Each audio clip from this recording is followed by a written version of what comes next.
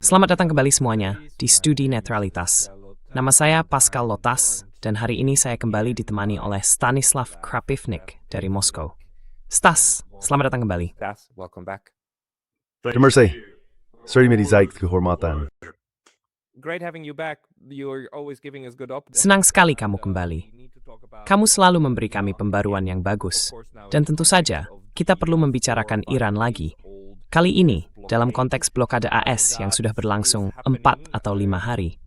Bisakah kamu memberikan interpretasimu tentang alasan AS memutuskan untuk memblokade Selat yang justru ingin mereka bebaskan dari kendali Iran?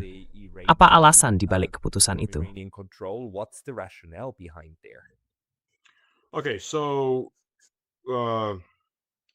Baik, jadi selama negosiasi, saya berbicara dengan Profesor Morandi yang merupakan teman saya. Dia mengatakan bahwa mereka pada dasarnya telah membahas semua poin dan menemukan kesepakatan dalam segala hal. Ada pembahasan tentang pemindahan bahan nuklir Iran ke pihak ketiga, ke Rusia, untuk disimpan di sana. Itu bukan isu baru omong-omong, usulan itu sudah muncul beberapa kali sebelumnya. Atau kamu tahu, kembali ke peraturan ketat yang sebelumnya telah disetujui oleh pihak Iran ketika Obama menyelesaikan kesepakatan dengan mereka, yang kemudian segera dibatalkan oleh Trump. Ketika mereka sampai pada pembahasan tentang Selat Hormuz, disitulah masalahnya. Karena AS seolah ingin menguasai Selat Hormuz. Lihat, ada 4 titik penyumbatan utama di dunia untuk perdagangan.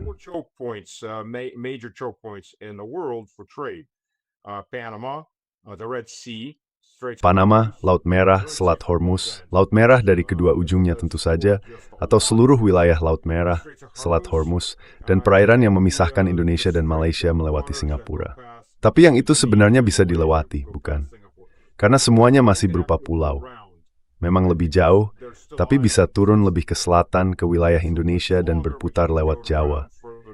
Jadi itulah yang paling sulit dikendalikan. Karena ada banyak cara untuk menghindarinya. Hanya saja biayanya sedikit lebih mahal. Namun 3 titik lainnya benar-benar merupakan titik penyumbatan mutlak. Sekarang, Laut Merah sebenarnya bukanlah masalah nyata bagi Amerika, karena di satu sisinya ada terusan Suez, yang jelas tidak ingin diserahkan oleh Mesir, karena alasan yang mudah dipahami.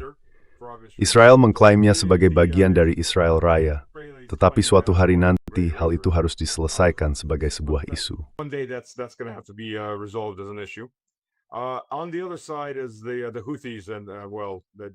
Di sisi lain ada kelompok Houthi, dan ya, AS sudah pernah mencoba menguasai selat itu sekali, bahkan 2 kali sebelumnya.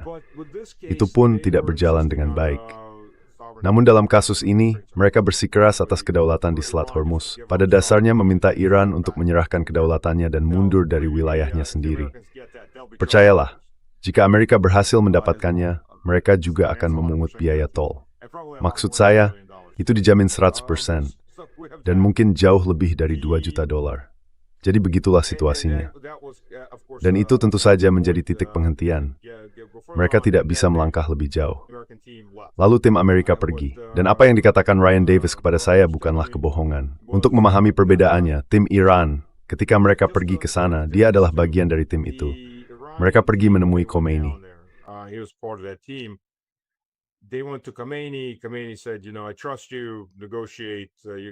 Khomeini berkata, "Kau tahu, aku percaya padamu. Bernegosiasilah. Kau punya wewenang penuh untuk bernegosiasi." Tim Amerika, 2 agen Zionis, ditambah Vance, Woodcock, dan Kushner. Karena, ya, apa yang akan kau lakukan tanpa 2 pengusaha properti New York yang tunduk pada Netanyahu demi Tuhan?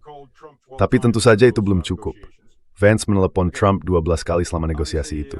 Baiklah, bisa dibilang Trump adalah bosnya, jadi itu agak masuk akal. Tapi kemudian dia juga terus menelepon Netanyahu menurut apa yang Morandi katakan padanya, memberikan laporan kepada Netanyahu, dan menerima instruksinya.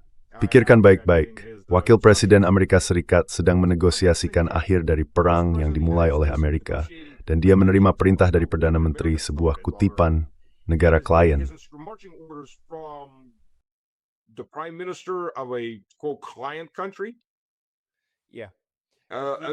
Ya, maksudku ya. Marandi mengatakan hal yang sama padaku di acaraku. Ini cukup luar biasa, tapi tampaknya memang begitulah cara kerjanya. Seperti triangulasi yang terus-meneruskan antara ibu kota. Ya, maksudku, Itu perintah langsung dari Camp David, tentu saja.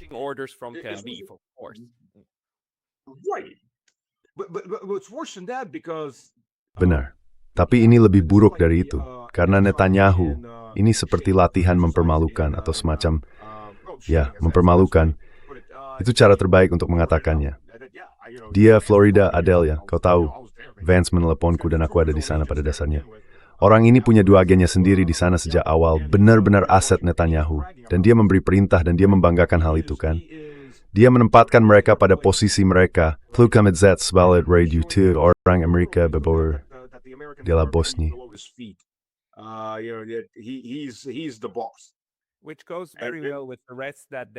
Itu sangat sejalan dengan apa yang telah mereka lakukan sejauh ini. Maksud saya, belum lama ini kanselir Jerman memberikan sedikit kritik terhadap Israel. Kalau tidak salah tentang pengeboman tanpa pandang bulu di Lebanon atau sesuatu seperti itu. Dan Presiden serta Menteri Luar Negeri Iran langsung bereaksi keras dan berkata semacam, kami tidak akan menerima perintah dari orang Jerman manapun. Apakah kalian sudah lupa apa yang kalian lakukan kepada kami 80 tahun lalu? Dan seterusnya. Itu benar-benar gila. Maksud saya, mereka benar-benar menempatkan orang kulit putih lainnya di posisi mereka. Di bawah, jauh di bawah mereka. Dan mereka melakukan hal yang sama dalam perundingan di Teheran, tentu saja.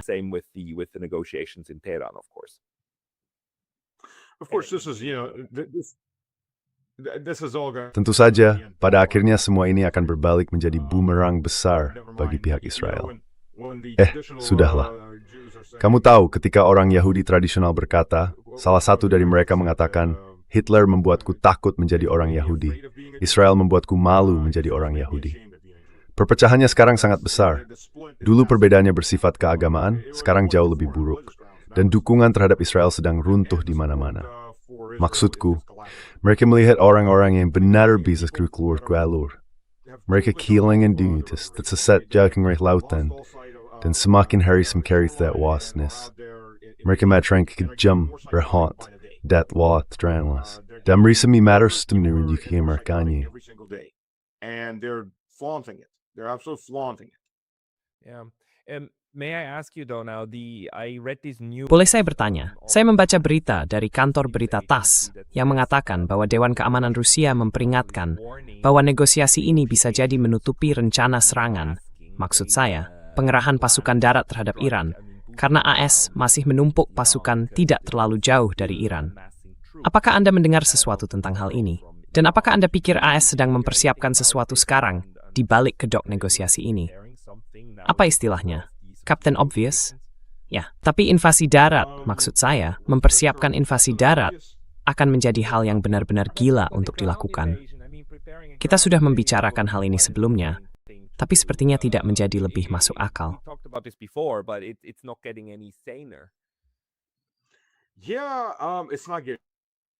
Ya, situasinya tidak menjadi lebih masuk akal. Mereka bilang, lihat, hal paling masuk akal pada titik ini. Hal paling masuk akal adalah seharusnya tidak pernah memulai ini. Tapi jelas, kita sudah melewati itu sejak 1,5 bulan lalu. Dan kita terus berlayar semakin jauh dari kenyataan. Hal paling masuk akal yang bisa dilakukan Trump sekarang adalah membiarkan blokade ini terus berlangsung dan mereda dengan sendirinya. Sangat sulit untuk memahami apa sebenarnya yang telah dilakukan blokade ini.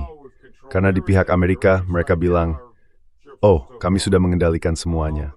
Sementara di pihak Iran mereka bilang, ya, kapal kami masih berlayar. Aku sulit membayangkan kapal-kapal Amerika mendekati pantai Iran, di mana kapal-kapal Iran berlayar dekat garis pantai menuju perairan Pakistan, dan mencoba menghentikan mereka. Mereka hanya berjarak 1 tembakan rudal pendek dari menjadi karang.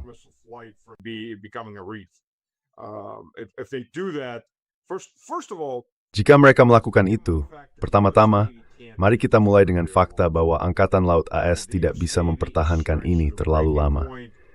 Angkatan Laut sudah berada di ambang batas kemampuannya. Misinya pada dasarnya masih sama seperti saat Perang Dingin, tetapi dengan kurang dari setengah jumlah kapal yang dimilikinya pada masa itu. Banyak kapal dalam kondisi buruk, dan sebagian besar kapal induk juga demikian. Mereka kekurangan personel karena tidak bisa merekrut cukup banyak orang. Mereka terlalu terbebani.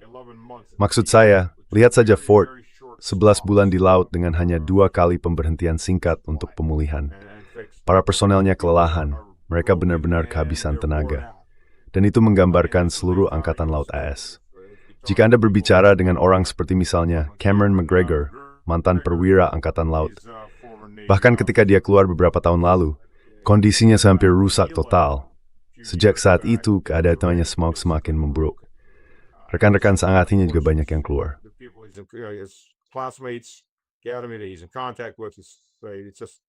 Dia sedang berhubungan dengan itu. Keadaannya semakin buruk. Orang-orang mulai pergi. Kamu tidak bisa menahan orang-orang untuk tetap tinggal. Dan banyak dari mereka yang masih di sana belum sepenuhnya terlatih. Dan kamu juga kekurangan staf. Jadi ini masalah besar. Benar-benar besar. Jika mereka melanjutkan misi ini, mereka hanya akan menghancurkan diri mereka sendiri secara permanen. Jadi hal terbaik yang bisa mereka lakukan, karena yang mereka coba lakukan adalah, oke, Iran tidak membiarkan semua orang keluar, maka kami juga tidak akan membiarkan Iran keluar. Dengan begitu tidak ada yang mendapatkan ketertiban, yang tentu saja hanya memperburuk krisis dunia lebih jauh lagi. Itu merusak citra Amerika. Karena bahkan, ya maksudku, kamu punya para bawahan Amerika. Aku tidak akan menyebut mereka apapun selain bawahan. Kamu punya bawahan Amerika di Uni Eropa yang memutarbalikkan semua ini seolah-olah kesalahan Iran. Seye Walmorki, Justiza Mornidu of the Bright, sekerig lebih glidith it's good. Or there are two owners that struck first, and Iran responded. Dan Iran menanggapi setelah sebelumnya memperingatkan bahwa mereka akan melakukan hal itu. Tapi sekarang kamu bahkan tidak bisa memutarbalikannya seperti itu karena, ini ulah Amerika. Jadi ini merupakan pukulan besar dalam hal hubungan masyarakat. Iran tampaknya sudah melakukan pembicaraan singkat dengan Arab Saudi, mengatakan bahwa jika kalian tidak mendukung kami, atau jika kalian terus menjalankan stasiun pompa lambat di Laut Merah itu, ke stasiun-stasiun itu juga tidak akan ada lagi. Dan kalian tidak akan mendapatkan minyak sama sekali, yang akan membuat ekonomi Saudi runtuh. Jadi kalian berada dalam posisi yang sangat buruk. Sekarang, seperti yang saya katakan, jika Amerika melakukannya dengan benar, pada titik ini mereka akan mempertahankan blokade dan situasinya akan mereda dalam beberapa minggu. Lalu Trump menyatakan kemenangan.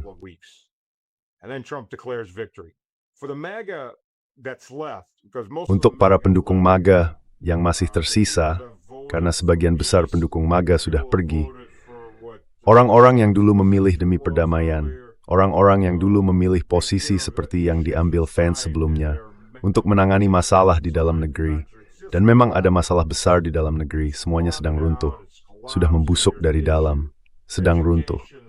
Ada banyak masalah, pendidikan seperti di negara dunia ketiga, layanan kesehatan seperti di negara dunia ketiga, orang-orang tidak mampu membeli rumah, anak muda tidak mampu menjalani kehidupan titik. Ini adalah keruntuhan total masyarakat.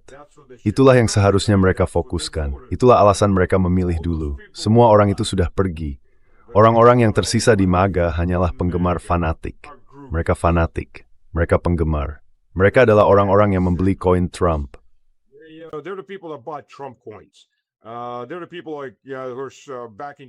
Mereka adalah orang-orang yang mendukung Trump tapi berteriak pada Paus, karena Paus menyarankan, mungkin kita sebaiknya berdamai.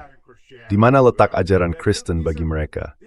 Ini adalah orang-orang dengan iman buta yang akan mempercayai apapun yang Trump katakan, keluarkan, dan berterima kasih padanya karenanya. Jadi jika Trump, untuk basis pendukungnya yang sekarang jauh lebih kecil dibandingkan dulu, besok berkata, kemenangan, naik ke kapal induk dan nyatakan kemenangan seperti yang dilakukan George Bush Jr., mereka akan mempercayainya. Mereka akan menerimanya. Bagaimanapun juga, dia berada dalam posisi sulit dalam pemilu kali ini. Sedang mengalami resesi yang dalam. Mungkin akan menjadi depresi ketika semua ini berakhir. Tapi itu pun masih merupakan skenario terbaik.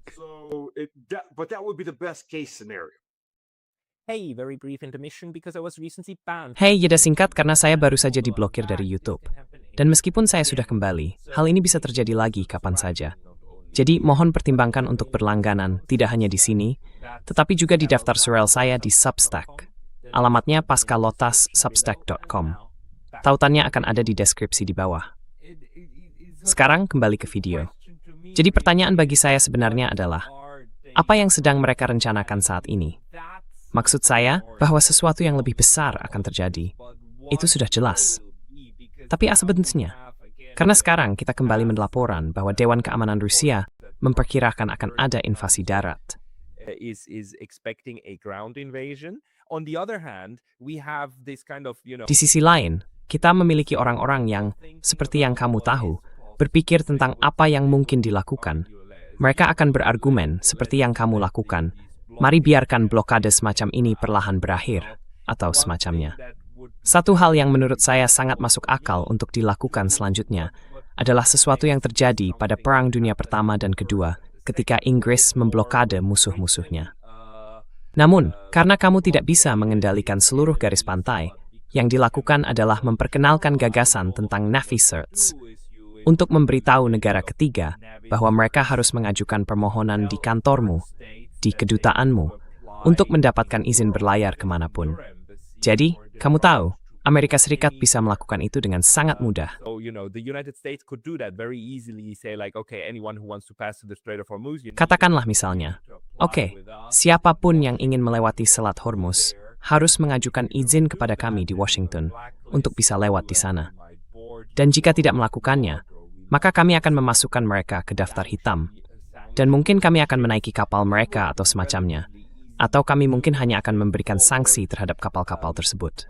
Itu akan cukup mudah dilakukan dan cukup jelas. Tapi, pemerintahan ini bukanlah tipe yang memilih hal-hal yang bisa dilakukan, menurut saya. Jadi, apakah menurutmu invasi darat benar-benar ada dalam rencana? Nah, dari apa yang kamu katakan, sebelum kita membahas invasi darat, tentang pendaftaran di kantor kami, itu akan berhasil sampai batas tertentu.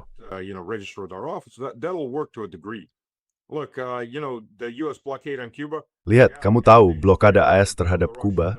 Ya, semuanya baik-baik saja sampai kapal tanker Rusia tiba dengan fregat dan pengawalan kapal selam serang. Dan apa yang dilakukan AS? Mereka menyingkir. Akan ada kapal lain yang datang dengan pengawalan yang sama, dan mereka juga akan menyingkir. Karena kalau tidak, itu perang. Perang dengan kekuatan nuklir besar, dengan tentara yang bisa menghancurkan tentara Amerika.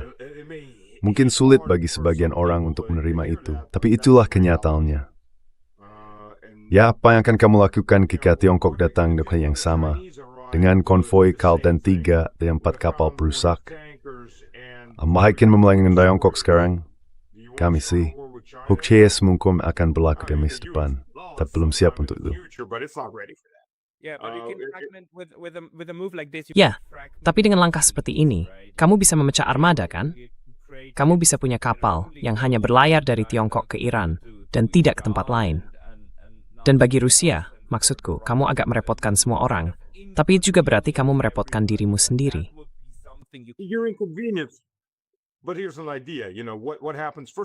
Tapi begini, ada satu gagasan. Pertama-tama apa yang terjadi jika Tiongkok menerima katakanlah 10 kapal tanker dan kemudian menjual kembali kelebihan minyak itu ke Asia Tenggara? Apa yang terjadi jika Indonesia, Malaysia, Thailand, dan Vietnam memutuskan, hey, kenapa kita tidak membentuk koalisi dan mengirim konvoi kapal tanker kita sendiri dengan kapal perang? Apakah AS siap berperang melawan koalisi negara-negara di Asia Tenggara? Maksud saya, ketika kita mulai melihat hal ini, situasinya bisa berkembang sangat-sangat cepat. Orang-orang tidak bodoh. Mereka duduk, memperhatikan, oke. Mereka mundur ketika kekuatan militer datang. Nah, setelah mengatakan itu, invasi darat. Kamu tahu jika kamu ingin memberikan hadiah yang terus memberi, itu akan terus memberi setiap kali seorang tentara Amerika tewas.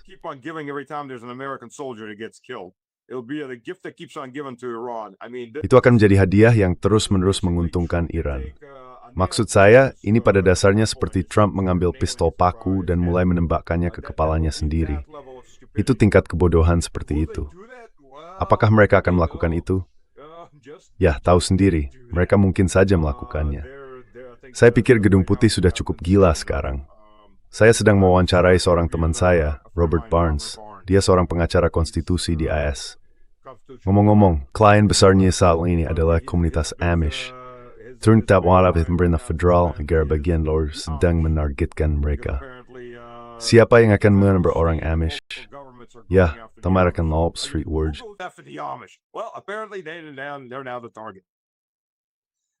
The second half of the interview. Pada paruh kedua wawancara, kami membicarakan tentang kontak langsungnya di Gedung Putih yang sekarang, dan mereka memberitahunya bahwa tahu kan, Trump sudah benar-benar kehilangan kendali. Dia benar-benar di luar batas. Vance berlari seperti tikus di roda, berusaha mencegah semua ini berubah menjadi perang nuklir. Dialah yang rasional. Vance pada dasarnya sudah menyerah pada pencalonannya sebagai presiden karena Trump menjatuhkannya. Tapi dia berusaha mencegah semuanya, tahu kan, menjadi nuklir, dan sepertinya aku rasa dia ingin anak-anaknya tumbuh besar, bukan di dalam bunker. Jadi inilah titik di mana kita berada. Haruskah amandemen ke-25 digunakan? Kemungkinan besar ya, kita sedang menuju ke sana kalau belum sampai. We're getting there if we're not there already. Right. So, Benar. Jadi ada argumen yang juga dikemukakan oleh Trita Parsi. Kamu tahu, kepala lembaga think tank Responsible Statecraft, kalau tidak salah. Dan argumennya adalah bahwa sekarang, dengan adanya gencatan senjata, jika tidak ada pihak yang mulai menembak lagi, hal ini sebenarnya menempatkan Amerika Serikat pada posisi yang lebih kuat. Karena dalam skenario perang, ketika mereka saling bertempur, Iran harus menanggung banyak kerusakan. Tetapi selama mereka tetap bertahan, setiap hari perang berlanjut, justru mengembangkan situasi, bang.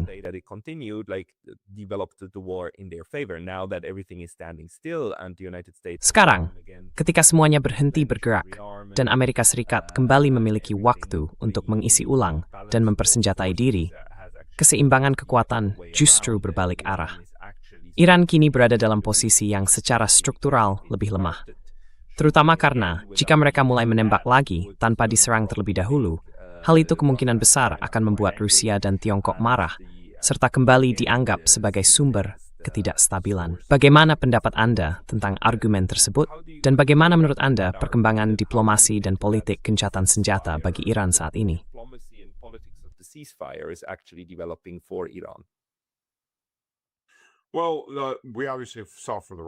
Ya, kita jelas melihat dari pihak Rusia bahwa peringatan itu merupakan pengakuan terhadap kenyataan. Jadi, kalau dibaca sedikit lebih dalam, peringatan itu semacam dukungan cadangan bagi pihak Iran. Seperti, kami paham bahwa orang-orang Amerika mungkin sedang bersiap untuk menyerang kalian lagi. Jadi jangan kaget, dan kami juga tidak akan kaget atau terkejut.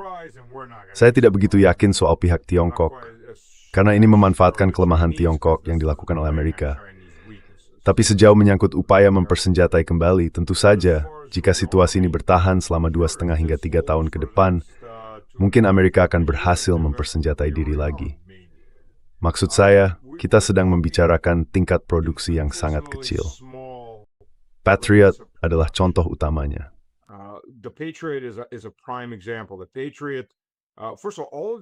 Patriot, pertama-tama, semua rudal ini dibuat secara manual karena itu memaksimalkan biayanya, yang berarti juga memaksimalkan keuntungannya.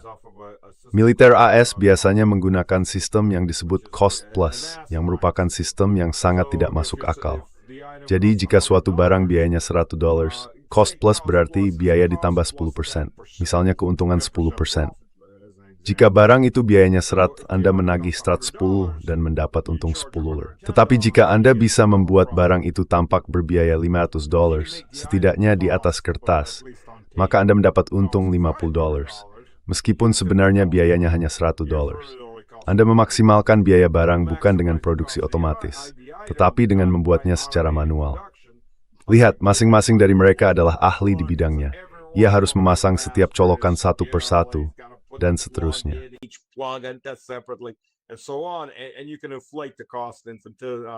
Dan kamu bisa menaikkan biaya itu tanpa batas dan memaksimalkan keuntunganmu.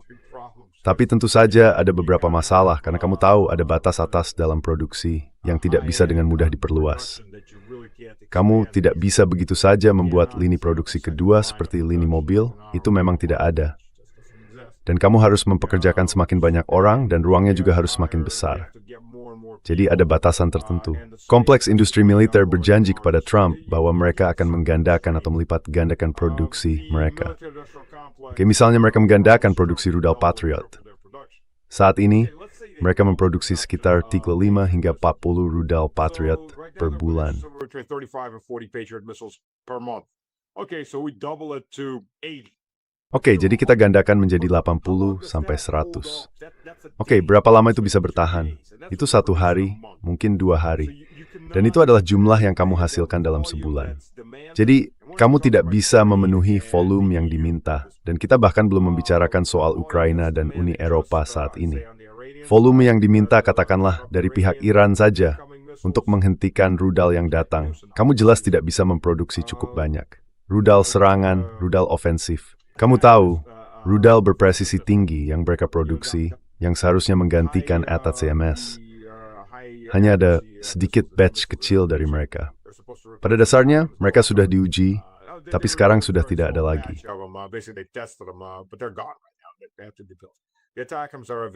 Mereka harus diproduksi. ATACMS jumlahnya memang sangat terbatas sejak awal. Sebelum konflik ini dimulai, jumlahnya kurang dari 1.000 unit. Banyak di antaranya sudah dikirim. Saya kira AS memproduksi sekitar 2.500 ATACMS. Sekitar 1.000 dijual ke negara seperti Korea Selatan dan Taiwan, lalu sekitar 400 lainnya dikirim ke Ukraina dan sudah digunakan habis. Mereka juga menggunakan ATACMS tambahan terhadap Iran, tetapi jangkauannya sangat pendek, sekitar 350 km. Jadi tergolong jarak pendek. Maksud saya memang bisa ditembakkan dari Bahrain atau Qatar ke Iran, tetapi tidak akan bisa menembus jauh ke dalam wilayah Iran. Iran itu sangat luas. Jadi di situ letak masalahnya. Baik, sekarang soal Tomahawk. Tomahawk diproduksi dengan kecepatan sekitar 10 unit per bulan. Jelas saja lagi-lagi karena dibuat dan dirakit secara manual. Jadi apapun yang dilakukan, tetap kendala besar.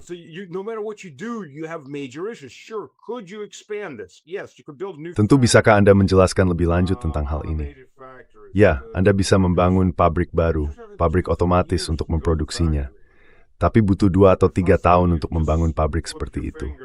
Ini bukan sesuatu yang bisa muncul begitu saja dengan sekejap jari, langsung menyala dan siap beroperasi. Maksud saya ini memakan waktu lama. Suka atau tidak, ini memang memakan waktu lama. Yang terus membuat saya heran tentang orang Amerika adalah mengetahui masalah mereka dengan sistem Patriot, melihat masalah mereka dengan Patriot di Ukraina, bagaimana mereka menggunakannya begitu cepat, dan kemampuan mereka yang sangat terbatas untuk benar-benar mencegat. Anda akan berpikir bahwa sekarang, maksud saya sudah 4 tahun, mereka setidaknya akan memiliki pabrik yang sedang direncanakan. Tapi tidak ada yang dimulai. Mereka tidak pernah mengalokasikan dana untuk investasi itu.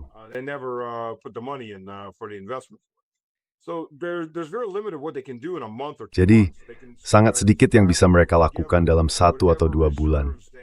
Mereka bisa mengumpulkan sisa cadangan yang masih mereka miliki. Mereka bisa membeli kembali dari sekutu-sekutu mereka dan mengambil kembali rudal yang sebelumnya telah mereka jual. Dan mereka sudah mulai melakukannya. 3 minggu lalu mereka menarik rudal dari Korea Selatan, dari Jepang. Tengah malam tentu saja seperti pencuri di malam hari, mereka menarik semuanya keluar. Tapi sekali lagi, baiklah, lalu apa? Mereka mungkin hanya membeli waktu seminggu atau 2 minggu lagi. Kecuali mereka berpikir bisa tiba-tiba menaklukkan atau menghancurkan pemerintahan Iran dalam 1 atau 2 minggu pertempuran berikutnya, mereka akan kembali ke titik awal, di mana lagi-lagi mereka tidak memiliki kapasitas rudal untuk mencegat. Dan lagi, Iran terus menyerang. Lagi-lagi, mereka terlihat seperti orang bodoh.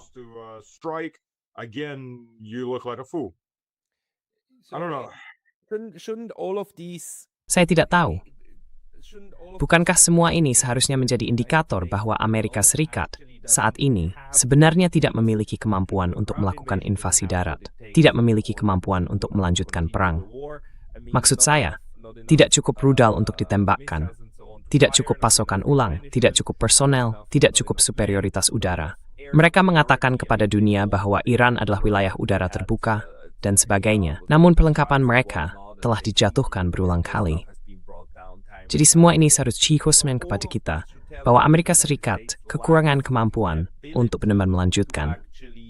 Bagi saya, itu menunjukkan bahwa mereka memiliki semua insentif untuk mempertahankan semua.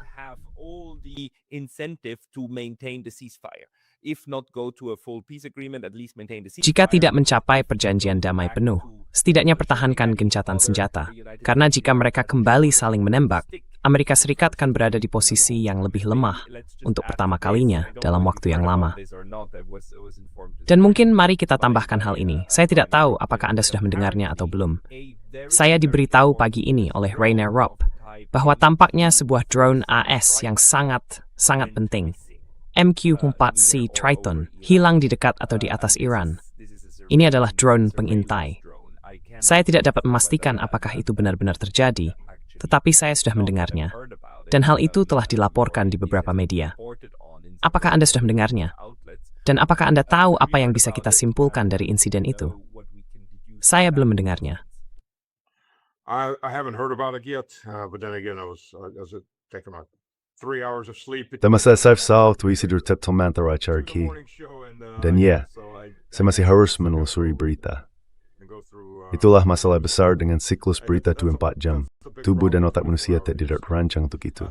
The human body and brain isn't built for that. The problem at the moment is also that this kind of Kau tahu, masalahnya sekarang adalah dengan berita seperti ini. Kita tidak bisa yakin apakah itu hanya desas-desus.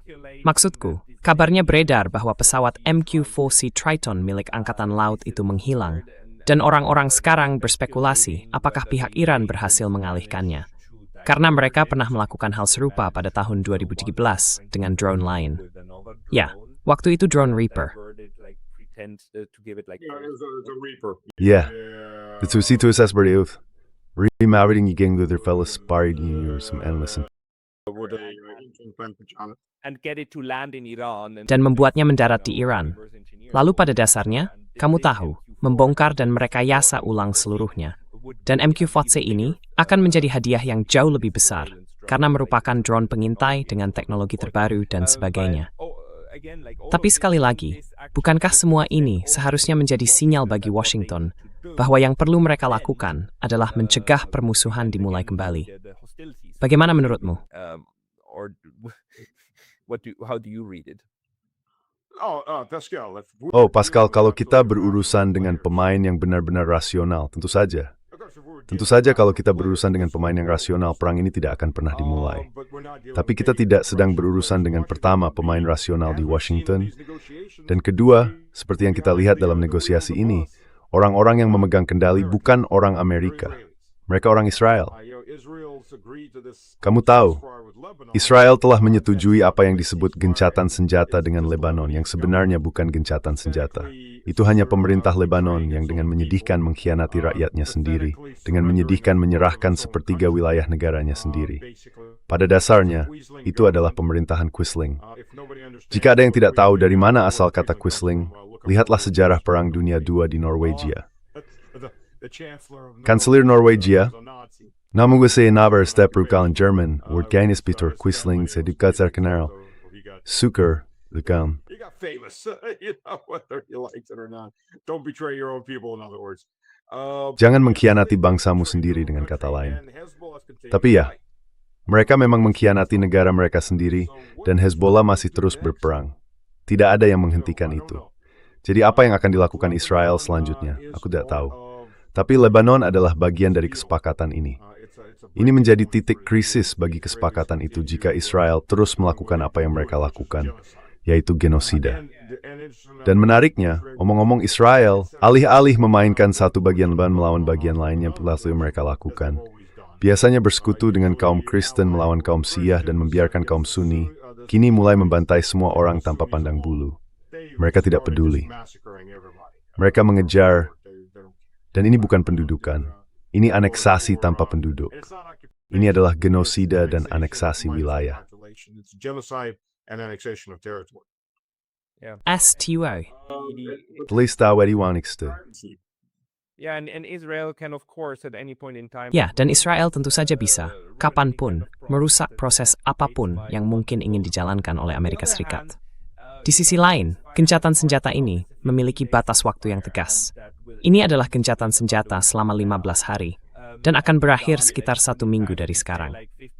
Dan Iran, kapanpun, bisa saja berkata, 15 hari sudah lewat. Kami mulai menembak lagi. Jadi pada dasarnya ini adalah semacam klausul kedaluarsa untuk tidak menembak. Secara keseluruhan, hal ini menempatkan tekanan besar pada Washington, bukan? Namun di Moskow, apa yang kamu dengar tentang penilaian terhadap dampak perang ini bagi Amerika Serikat? Maksud saya, pasti ada orang di Moskow yang cukup bersemangat melihat AS terjebak dalam urusan seperti ini.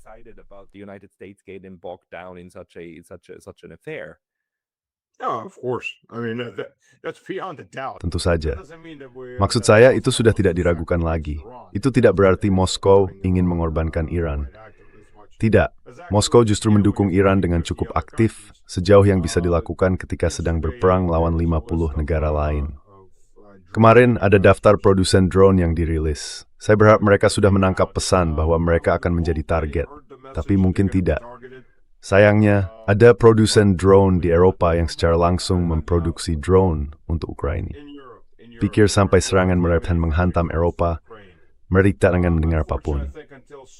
Orang-orang ini elit terhadap Kurd.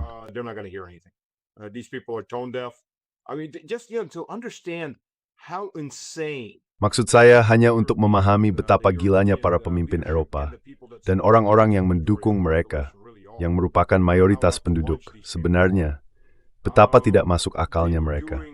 Mereka sedang melakukan semacam latihan pemikiran, atau lebih tepatnya latihan perencanaan, untuk bersiap menghadapi korban massal dalam pertempuran. Jadi mereka memeriksa rumah sakit dan hal-hal semacam itu, rute evakuasi, agar mampu menangani korban dari perang besar dengan Rusia. Dan mereka berencana untuk menerima 1.000 orang terluka per hari. Apakah kalian gila? Saat ini Ukraina menerima sekitar 2.000 orang terluka per hari. Dan Rusia sedang berperang dengan satu tangan dan satu kaki terikat, dengan tambahan 350.000 pasukan yang belum dikerahkan, duduk di pinggir. Belum lagi sisa kekuatan militer di sepanjang perbatasan.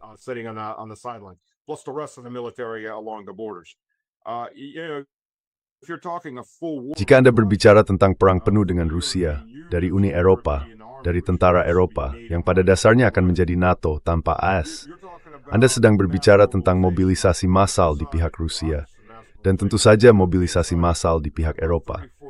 Kita berbicara tentang 30 atau 40 juta orang yang bertempur. Akan ada puluhan ribu orang terluka setiap jam. Dan orang-orang ini benar-benar tidak punya dasar kewarasan ketika memandang hal ini.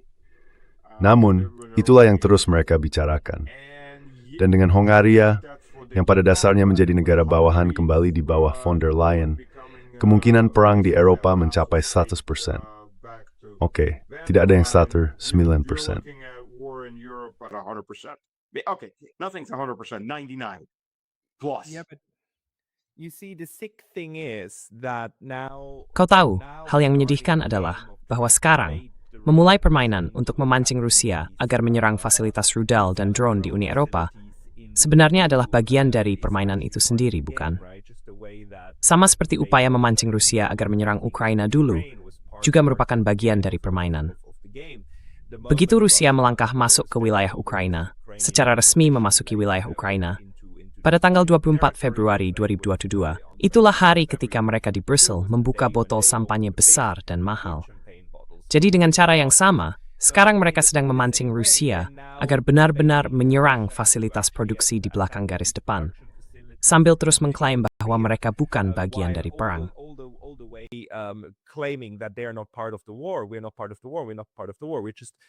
Kami bukan bagian dari perang. Kami bukan bagian dari perang. Kami hanya mendukung Ukraina dengan semua peralatan ini. Lalu, ketika peralatan itu dihancurkan, mereka akan punya semua alasan untuk berkata, "Lihat, kami benar. Rusia menyerang kami. Kami sudah bilang sejak awal mereka akan menyerang kami, dan sekarang mereka benar-benar menyerang kami. Dan sekarang, kita semua harus berperang. Semua, 490 juta dari kita harus pergi dan melawan Rusia."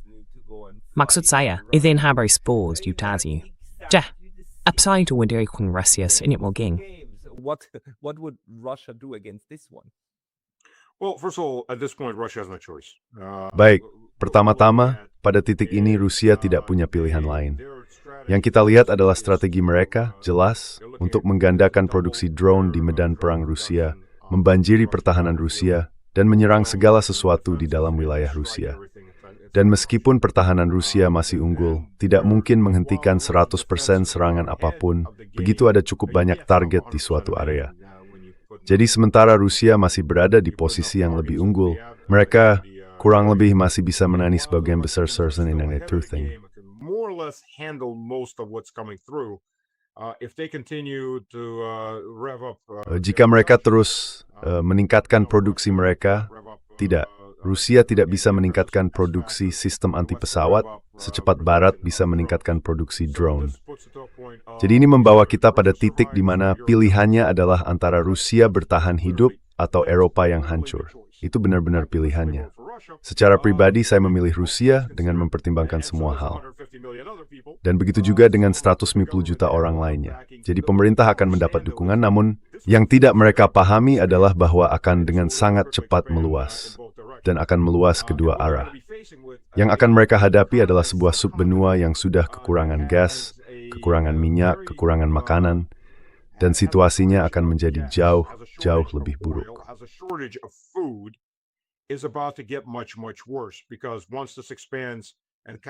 Karena begitu ini meluas, dengan serangan dan serangan balasan, semuanya akan bergerak sangat cepat pada titik itu.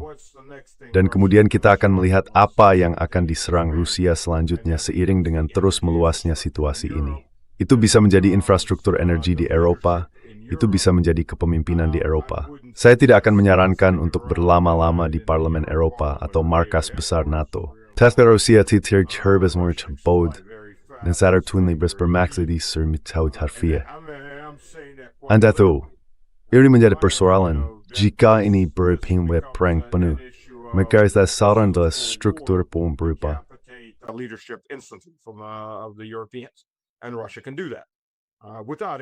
Dan Rusia bisa melakukan itu tanpa harus menggunakan senjata nuklir. Rusia bisa sepenuhnya melumpuhkan.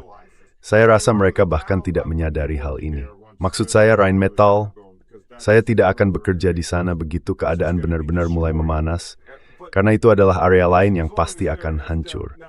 Tapi selama mereka, jika orang Amerika bersikap netral dan membeli peralatan dari Amerika, setidaknya mereka punya cadangan tempat mereka bisa mendapatkan peralatan. Apapun yang ada dalam Eropa berada dalam jangkauan dengan Rusia. Dan sementara hal-hal seperti produksi drone, terutama drone kecil atau produksi senjata ringan, bisa dialihdayakan ke berbagai pabrik kecil dan disembunyikan di tempat-tempat seperti itu.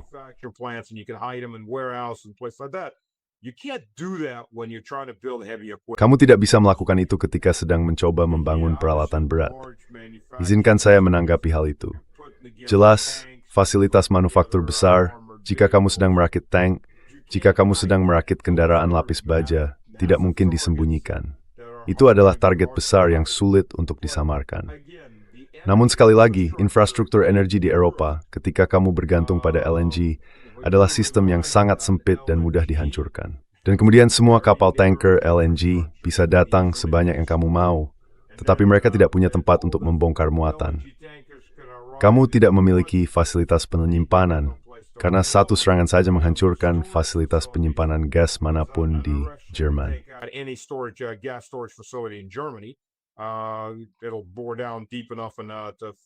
Itu akan menembus cukup dalam, agar semuanya terjadi dalam satu ledakan besar. Ketika kau melihat hal itu adalah bunuh diri. Tapi kau sedang berhadapan dengan orang-orang yang belum berpikir rasional. Rusia harus bertindak berdasarkan pandangan rasionalnya sendiri tentang kelangsungan hidup. Dan ketika kau tidak usah dilanjutkan, ini adalah negara nuklir yang sedang kau ancam dengan kepunahan. Biasanya itu berarti kau akan mendapat respons nuklir. Moscow terbawa member dari respons nuklir. Eropa sangat kecil dengan baik kurang diterima. Setiap serangan didapat Suriname mencakup wilayah yang sungguh luas dari segi jumlah penduduk.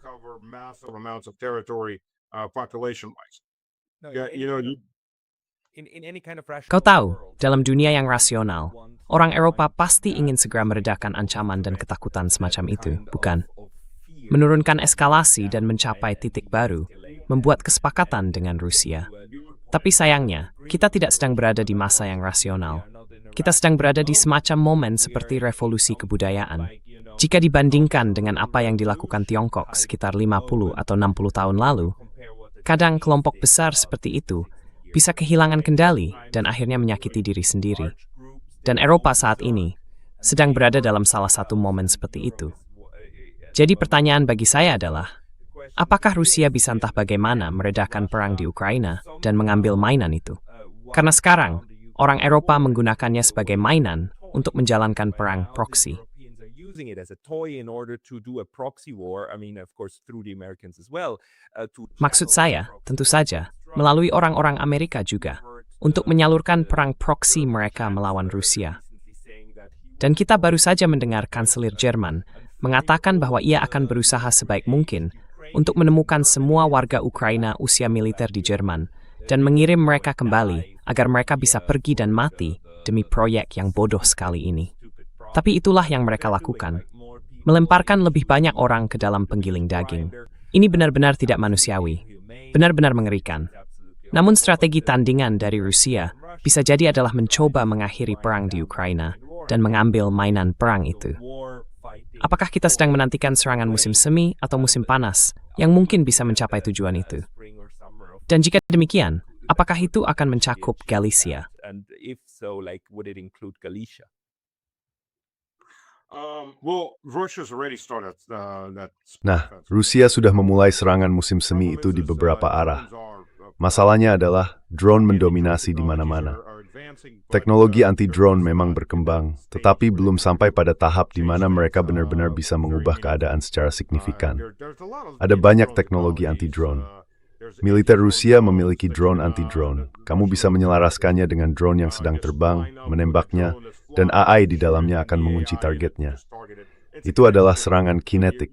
Jadi drone merenyatukan drone lain dari langit. Norapos, snipkal masan otomatis dimiliki dan insindir drone. Ada juga laser di cordo di pendu produsen Tiongkok di Medanpur. Field testing using on the battlefield, they're very effective. And lots of other things. But again, Mereka sangat efektif dan masih banyak hal lainnya. Tapi sekali lagi, drone serang, drone FPV, semuanya sangat murah dan mudah diproduksi. Kamu bisa mendirikan pabrik drone dengan chipset yang tepat. Dan ada perusahaan-perusahaan Tiongkok yang menjual chip sekitar 2 atau 3 miliar dolar ke Ukraina. Sekarang hal ini bertentangan dengan garis resmi dari pemerintah, tapi tetap saja terjadi. Itu akan berarti salah satu foto isu si Paus Vladimir Vladimirovich dan Si untuk menghentikannya. Testinta, Kim masih bisa memproduksi drone ini dengan biaya relatif murah Thor. Sementara Rusia bisa merombus maju menembus tembok drone itu. faster than the Russian army can advance through that drone wall, and it's advancing in every direction again. Dan itu terus maju ke segala arah lagi karena tanahnya sudah mengeras, sudah mengering. Kita bisa menanggapinya kembali. Zelensky saat ini menjanjikan serangan besar baru pada tahun 2027. Untuk itu tentu saja ia membutuhkan tenaga manusia. Dan ya, kamu benar, tapi Jerman hanya akan menjadi awalnya saja. Lihat masalah di Irlandia, yang mungkin masih bisa berujung pada revolusi. Tampaknya situasinya mengarah ke sana dengan sangat cepat. Sebagian besar penyebabnya adalah karena orang-orang Ukraina. Irlandia telah menampung per kapita banyak orang Ukraina dan bagian ada nukor di Medin, Rusia. Saya di Rusia tidak mendapat pelak khusus.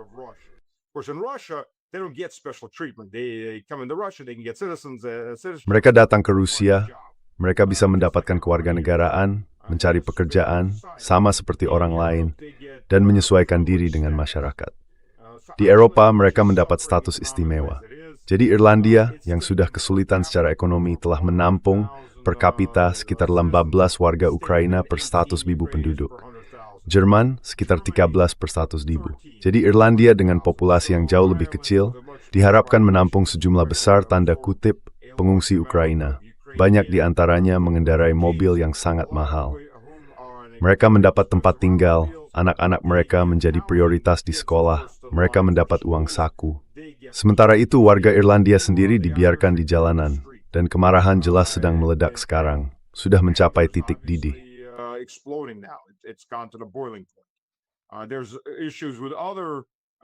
Ada masalah dengan para, sebut saja, pengungsi lain yang membanjiri Irlandia.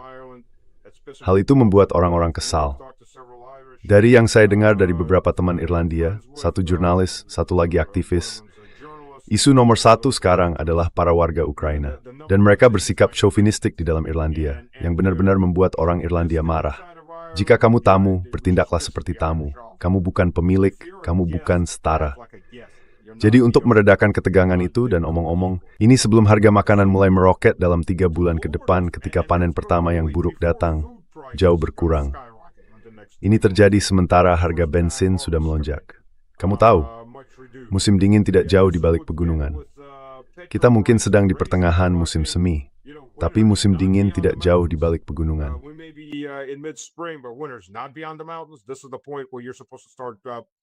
Inilah saatnya ketika seharusnya kamu mulai membangun cadangan gas untuk musim dingin. Tapi tidak ada cadangan sama sekali. Itu menimbulkan pertanyaan, bagaimana mungkin kamu bisa bertahan hidup hanya dengan apa yang kamu miliki sekarang, apalagi membangun cadangan? Orang-orang mulai marah. Dan cara terbaik untuk meredakan ketegangan adalah menyingkirkan setidaknya salah satu sumber gangguan. Dan salah satu gangguan itu kebetulan adalah para pria Ukraina. Dan apa cara yang lebih efektif untuk menyingkirkan mereka selain mengirim mereka secara fisik? Lempar mereka ke medan perang, mereka akan mati di sana. Dan itu memberimu waktu untuk bersiap menghadapi perang besar. Itulah yang sedang kita saksikan. Aku pikir ini akan menjadi tren besar di seluruh negara Eropa, menangkap orang-orang Ukraina dan mengirim mereka ke medan perang. Ukrainians and sending them off to the battlefield. And again, quite a few Ukrainians are now rushing toward Russia. Dan sekali lagi, cukup banyak orang Ukraina sekarang bergegas menuju Rusia melalui Belarus karena mereka sudah menyadarinya. Mereka adalah kambing hitam dan mereka akan digiring dalam barisan besar, diarahkan untuk mati. Hal yang sama yang dulu mereka hindari. Jadi, begitulah situasinya. Dan ya, saya pikir Jerman sedang mengucapkan hal yang biasanya tidak diungkapkan secara terbuka. Tapi saya rasa semua negara Eropa sekarang sedang mempertimbangkan untuk melakukan hal ini karena berbagai alasan, alasan internal, dan alasan untuk mendukung upaya perang yang gila ini. Jadi, ini tidak akan berakhir dalam setahun ke depan kecuali ada terobosan besar, seperti teknologi EMP yang bisa menjatuhkan drone saat terbang, tanpa menggunakan hulu ledak nuklir untuk menciptakan ledakan EMP yang cukup besar.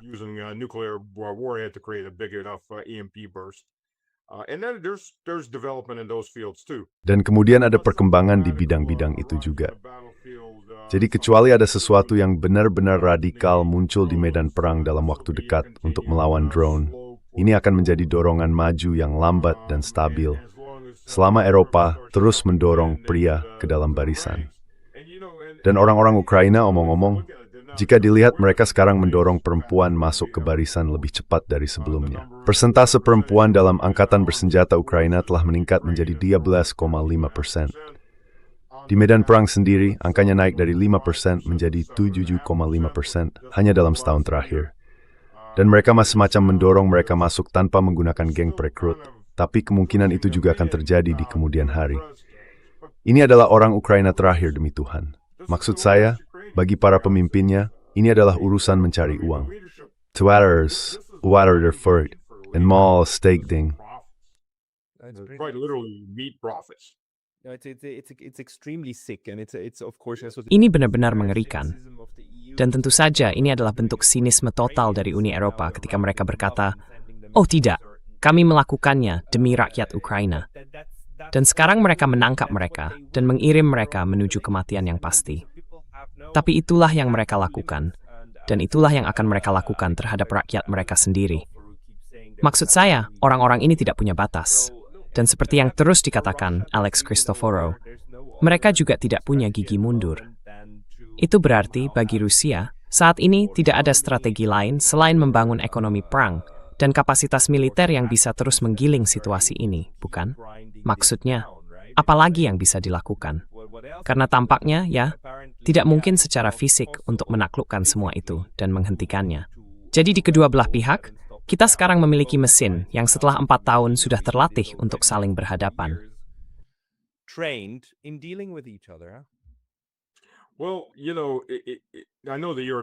Ya, Anda tahu, orang Eropa suka dan Barat senang membicarakan Rusia sebagai ekonomi perang.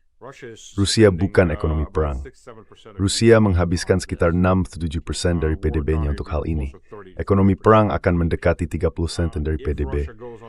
Jika Rusia benar-benar beralih ekonomi perang, jika meniru sesuatu yang mendekati perang patriotik besar, Perang Dunia II, maka semua orang akan berada di medan perang, mendukung langsung medan perang, atau di pabrik. Eropa akan hancur, bahkan hanya dengan perang konvensional. Rusia bisa mempersenjatai hingga 30 juta tentara secara harfiah. Maksud saya, perempuan dan anak akan berpabrik dan produksi massal akan dimulai. Butuh sedikit waktu untuk memanfaatkan mungkin saya. Dan ingat, negara itu bahkan belum menyatakan perang.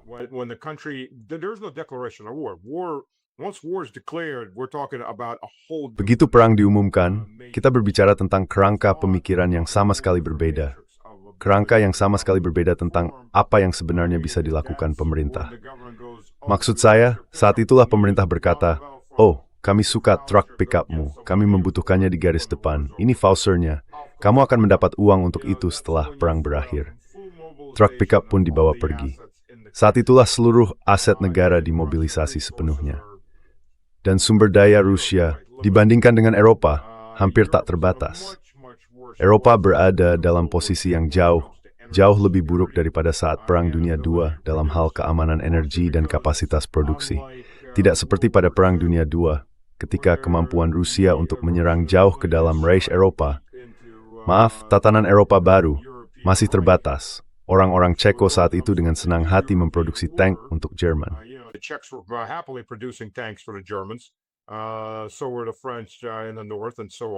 Begitu pula dengan Prancis di utara, dan seterusnya. Kemampuan untuk melakukan serangan jauh ke dalam wilayah musuh saat itu sangat terbatas. Sekarang, kemampuan untuk menyerang jauh secara instan benar-benar terbuka. Itu sudah ada. Dan yang lebih buruk bagi orang Eropa dalam kasus ini adalah semuanya kini tercatat di atas kertas pada dasarnya. Semuanya tempat untuk menyembunyikan pabrik besar. Semua diketahui. Setiap konsentrasi pasukan akan di satelit terus-menerus mengawasi. Benar-benar terus-menerus mengawasi. Jadi dalam dunia yang waras, mereka seharusnya menurunkan ketegangan dengan sangat cepat. Sama seperti para pemimpin Eropa dulu berusaha menurunkan ketegangan secepat mungkin ketika rudal nuklir jarak menengah menjadi isu besar pada tahun 70-an dan 1990-an. Hal itu membuat mereka ketakutan. Itu Mats membuat kekuatan. Karena mereka diberitahu, tahu kan, jika terjadi perang nuklir, itu bukan antara AS dan Uni Soviet. Target pertama akan menjadi mereka dan mereka akan dimusnahkan. Dan itu membuat mereka ketakutan, seperti seharusnya. Mereka adalah salah satu kekuatan terbesar yang mendorong penyelesaian perang dingin. Tapi saat itu orang dewasa yang memimpin. Sekarang yang ada hanya tubuh orang dewasa dan tahu kan, saya tidak ingin terdengar kasar saat mengatakan ini. Tapi mereka sepertinya kurang waras. Individu yang kurang waras. Mentally deficient, absolutely mentally deficient individuals. Yang paling penting, dulu Eropa dipimpin oleh orang-orang yang benar-benar menyukai Eropa. Sekarang Eropa dipimpin oleh orang-orang yang dulu bekerja untuk BlackRock. Dan yang paham bahwa pensiun di Miami jauh lebih menyenangkan dan menarik daripada terjebak di Berlin yang kelabu, bukan? Dan sudah menjadi pemahaman umum bahwa berada di seberang samudera itu sebenarnya lebih menyenangkan. Jadi, mereka memandang Eropa dengan cara yang sama seperti mereka memandang Ukraina, sebagai sesuatu yang bisa dimanfaatkan. Dan kalau tidak berhasil, kalau rusak, ya sudah. Kamu sudah berusaha, dan sekarang kamu punya masa pensiunmu, dan kamu akan menjadi seseorang yang dihormati, bla bla, di salah satu lembaga think tank. Dan ya, itu lebih baik daripada berada di tempat yang menyedihkan di seberang planet sana. Orang-orang benar-benar terintegrasi secara gila-gilaan ke dalam jaringan transatlantik. Mereka berpikir dalam kerangka itu. Dan kamu bisa lihat di mana Annalena Baerbock sekarang, Menteri Luar Negeri Jerman. Dia naik level, dan sekarang dia berada di New York. Aku akan melangkah lebih jauh lagi. Bukan karena piang that youth very data fall. Menurutku mereka used to the bench and further Verstappen. Ya, penghinaan yang mereka miliki. Maksud saya, kalau kamu lihat komentar terbaru Ursula von der Leyen tentang energi terbaik, energi termurah, adalah yang tidak kamu gunakan. Serius, dia bilang begitu. Serius dia bilang bahwa kitalah masalahnya, bahwa kita butuh energi, dan bahwa kita harus lebih hemat dengan tidak menggunakannya. Dia benar-benar mengatakan itu, dan mereka memang berpikir seperti itu. Mac Hansmeri sementara, it's Mihiyev Swift di Davos. Ya.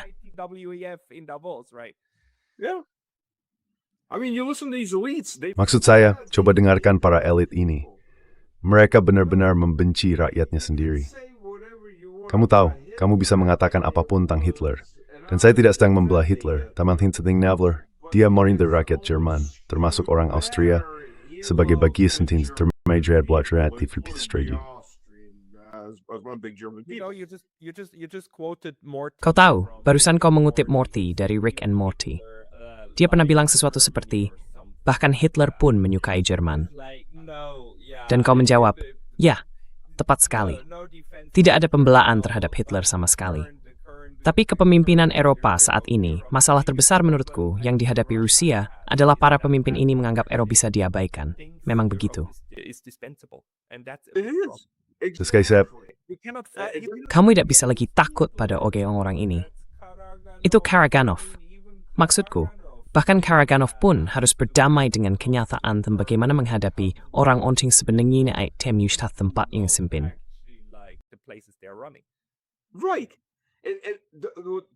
Benar. Bagian yang menakjubkan adalah domba-domba itu tetaplah domba. Sebagian besar dari mereka masih tertidur. Mereka kembali lagi, meskipun sekarang sedang digiring langsung menuju pabrik pengolahan daging. Dan mereka tetap kembali. Lihat, masih ada sedikit rumput hijau untuk dimakan di sepanjang jalan. Mayoritas orang Eropa benar-benar seperti domba. Mereka buta, mereka tuli, dan mereka menderita sindrom kenormalan. Oh, kemarin semuanya baik-baik saja. Hari ini juga baik-baik baum. Jadi besok pasti juga akan baik-baik saja. Dan mereka tidak menyadari bahwa sekali semakin dekat pabrik pengolahan daging. Saat untuk bangun.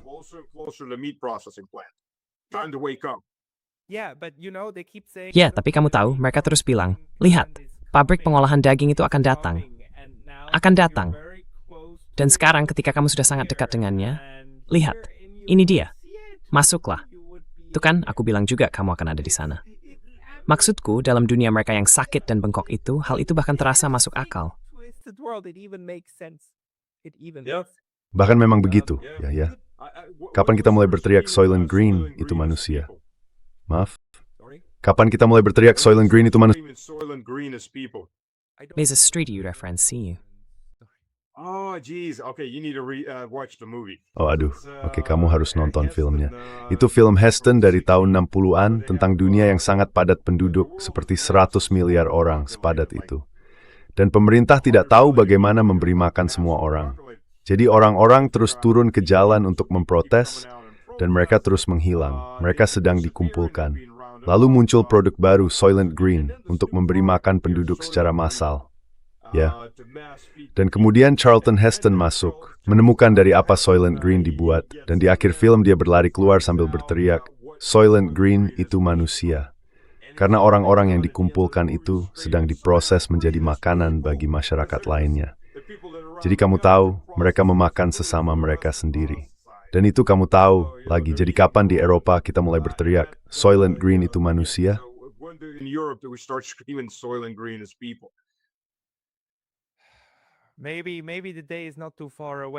Mungkin hari itu tidak terlalu jauh, tapi itu akan menjadi hari yang menyedihkan.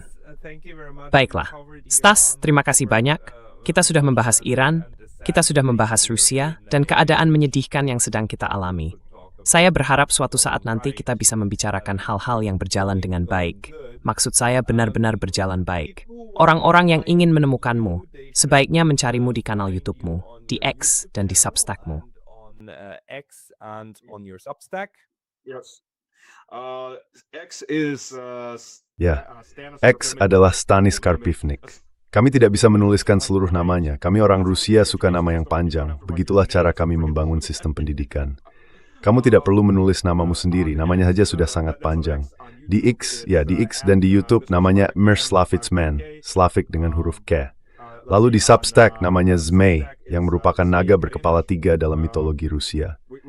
Semua nama yang sederhana juga sudah diambil. And all the simpler names were taken too. I will try. Film Shaba, ein to pause smalltalk smoi to, di gotek deskripsi di bawah. Carry the It's a War. Stanislav Krapivnik. Terima kasih banyak pada hari ini. For your time today. Mithru Koyeth.